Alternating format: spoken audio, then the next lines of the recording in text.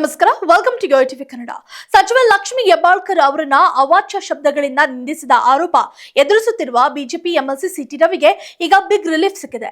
ಹೈಕೋರ್ಟ್ನಲ್ಲಿ ನಡೆದ ವಿಚಾರಣೆಯಲ್ಲಿ ಅಚ್ಚರಿ ಮಾಹಿತಿಯೊಂದು ಹೊರಬಿದ್ದಿದೆ.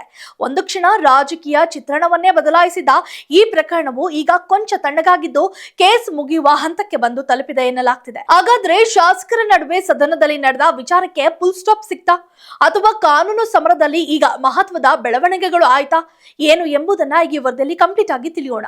ಹೌದು, ಬೆಳಗಾವಿ ಅಧಿವೇಶನದ ಸಂದರ್ಭದಲ್ಲಿ ವಿಧಾನ ಪರಿಷತ್ತಿನ ಸಿಟಿ ರವಿ ಸಚಿವ ಲಕ್ಷ್ಮಿ ಹೆಬ್ಬಾಳ್ಕರ್ ಅವರನ್ನ ಅಶ್ಲೀಲವಾಗಿ ನಿಂದಿಸಿದ್ದಾರೆ ಎಂದು ಆರೋಪವಿದೆ. ಆದರೆ ಈ ಆರೋಪವನ್ನ ಸಿಟಿ ರವಿ ಅಲ್ಲಗೆಳೆದಿದ್ದಾರೆ. ಮತ್ತೊಂದು ಕಡೆ ಅಶ್ಲೀಲವಾಗಿ ನಿಂದಿಸಿರುವುದು ಸರ್ಕಾರಿ ಟಿವಿಯಲ್ಲಿ ದಾಖಲಾಗಿರುವುದು ಇತ್ತೀಚೆಗೆ ದೃಢಪಟ್ಟಿದೆ. ಆದರೆ ಅದು ಸಿಟಿ ರವಿ ಅವರ ಧ್ವನಿಯೇ ಎಂಬುದನ್ನ ಖಚಿತಪಡಿಸಿಕೊಳ್ಳಲು ಅವರ ವಾಯ್ಸ್ ಸ್ಯಾಂಪಲ್ ಅನ್ನ ಕೋರಲಾಗಿತ್ತು.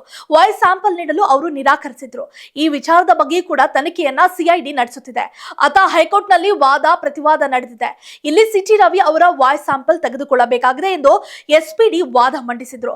ಅದ್ಯಾಗೂ ಮುಂದಿನ ಪ್ರಶ್ನೆ ಬಗ್ಗೆ ತೀರ್ಮಾನಿಸುವವರೆಗೆ ಕಾಯುವಂತೆ ಹೈಕೋರ್ಟ್ ಸೂಚನೆ ನೀಡಿದೆ. ಈ ಮೂಲಕ ಈ ಪ್ರಕರಣದ ಸಂಬಂಧ ಜನವರಿ 30ರವರೆಗೆ ಅವರ ವಿರುದ್ಧ ಯಾವುದೇ ಬಲವಂತದ ಕ್ರಮ ಕೈಗೊಳ್ಳಬಾರದು ಎಂದು ಹೈಕೋರ್ಟ್ ಹೇಳಿದೆ ಎಂದು ಹೇಳಲಾಗ್ತಿದೆ. ಈ ಮೂಲಕ ವಿಧಾನ ಪರಿಷತ್ನಲ್ಲಿ ಸಚಿವೆ ಲಕ್ಷ್ಮಿ ಹೆಬ್ಬಾಳ್ಕರ್ ವಿರುದ್ಧ ಅವಾಚ್ಯ ಶಬ್ದಗಳಿಂದ ನಿಂದಿಸಿದ್ದಾರೆ ಎನ್ನುವ ಆರೋಪದಲ್ಲಿ ಬಿಜೆಪಿ ಎಂಎಲ್ಸಿ ಸಿಟಿ ರವಿಗೆ ಕರ್ನಾಟಕದ ಹೈಕೋರ್ಟ್ ಕಳೆದ ಗುರುವಾರ ಬಿಗ್ ರಿಲೀಫ್ ನೀಡಿದೆ ಎಂದು ಹೇಳಬಹುದು. ಸದ್ಯಕ್ಕೆ ಬಿಜೆಪಿ ಎಂಎಲ್ಸಿ ಸಿಟಿ ರವಿಗೆ ಕರ್ನಾಟಕ ಹೈಕೋರ್ಟ್ನಲ್ಲಿ ದೊಡ್ಡ ಮಟ್ಟಿನ ನಿರಾಳತೆ ಒದಗಿದೆ ಎಂದು ಹೇಳಲಾಗ್ತಿದೆ.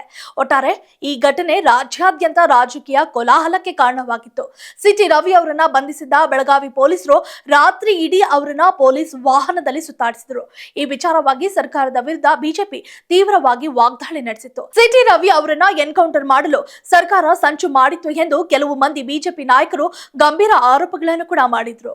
If you like this video ಬೇಗ ಲೈಕ್ ಮಾಡಿ, ಕಾಮೆಂಟ್ ಮಾಡಿ, ಶೇರ್ ಮಾಡಿ ಹಾಗೂ ಯೋಯೋ ಟಿವಿ ಕನ್ನಡವನ್ನು ಸಬ್ಸ್ಕ್ರೈಬ್ ಮಾಡಿ.